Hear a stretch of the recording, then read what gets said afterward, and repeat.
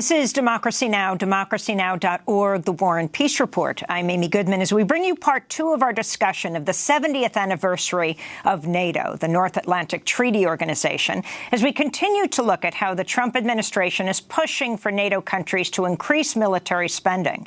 During an Oval Office meeting Tuesday with NATO Secretary-General Jens Stoltenberg, President Trump demanded Germany and other NATO countries increase military spending from 2 to 4% of GDP. We've worked together on getting some of our allies to pay their fair share.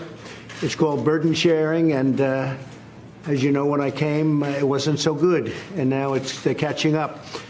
We have 7 of the 28 countries are currently current, and the rest are trying to catch up, and they will catch up, and some of them have no problems because they haven't been paying and they're very rich.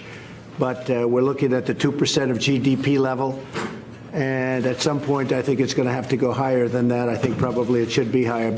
The push for more military spending could benefit, of course, weapons manufacturers like Boeing, that number 2 weapons manufacturer, number 1 Lockheed Martin.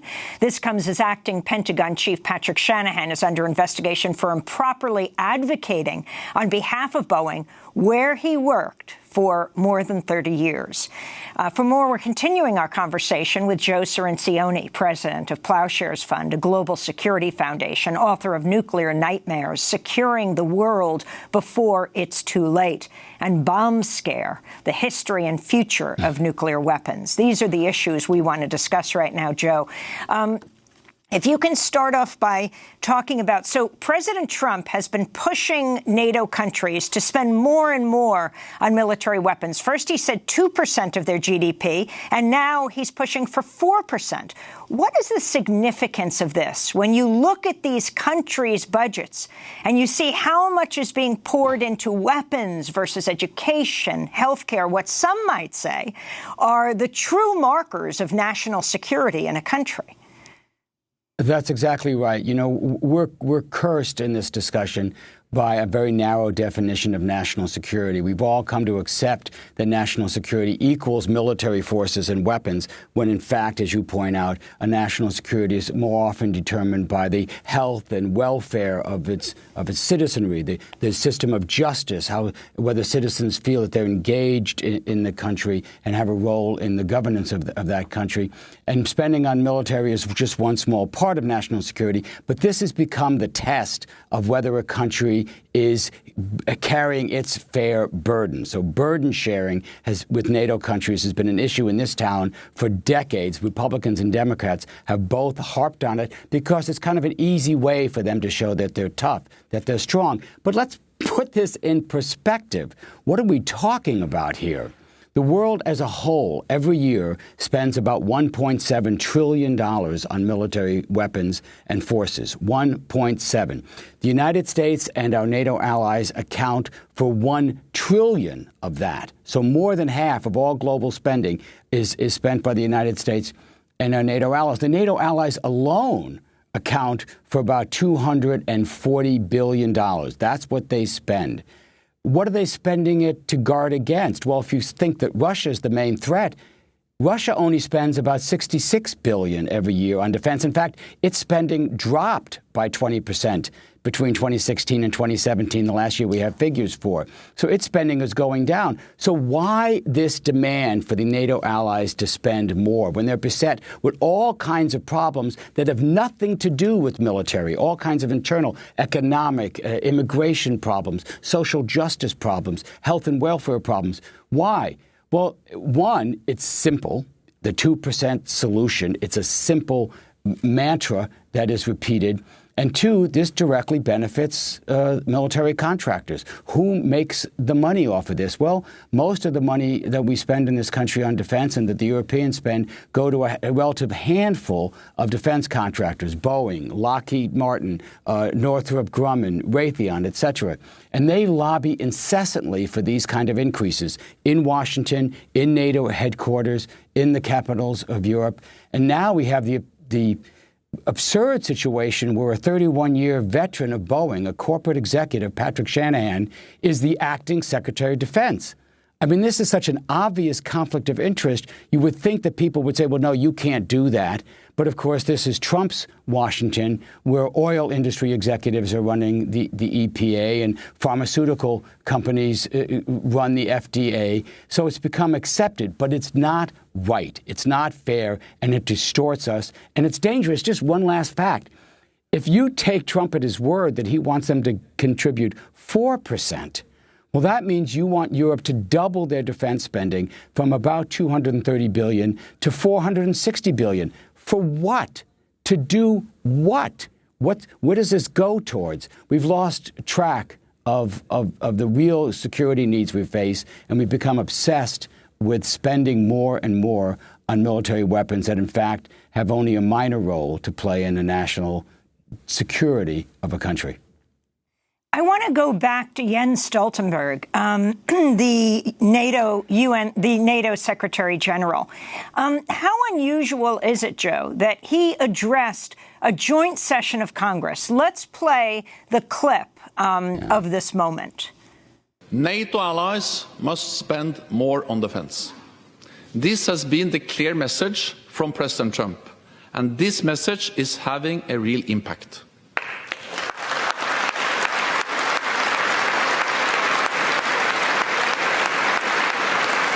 After years of reducing defense budgets, all allies have stopped the cuts.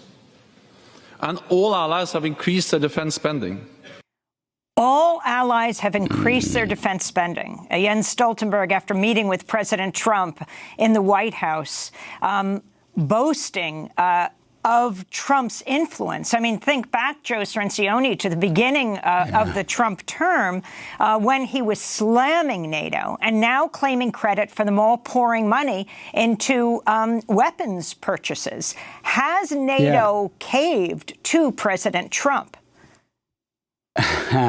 Well, they certainly have, I guess, caved rhetorically. The actual figures are not quite as rosy as the Secretary General states.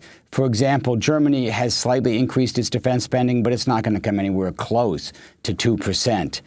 So it's technically true, but what he's basically doing is trying to come and repair the rift in the NATO alliance that President Trump has caused. This is not a European problem. This is an American problem. The President of the United States is causing this division, almost unprecedented in the 70 years of NATO history. So this is why he wanted to come.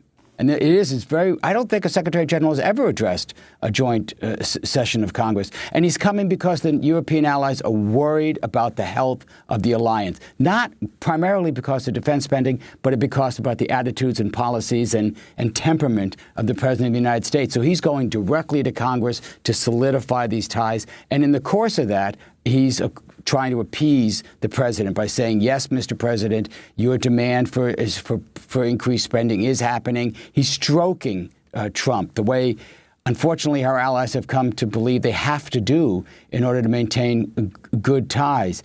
Was it successful?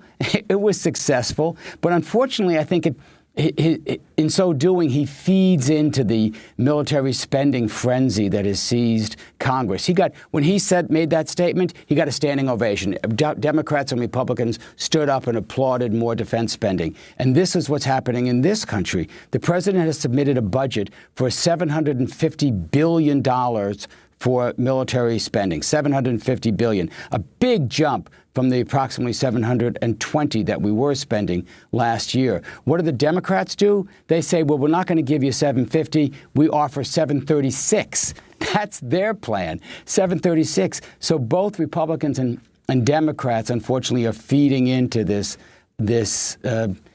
frenzy to spend more and more on weapons at the expense of domestic expenditures.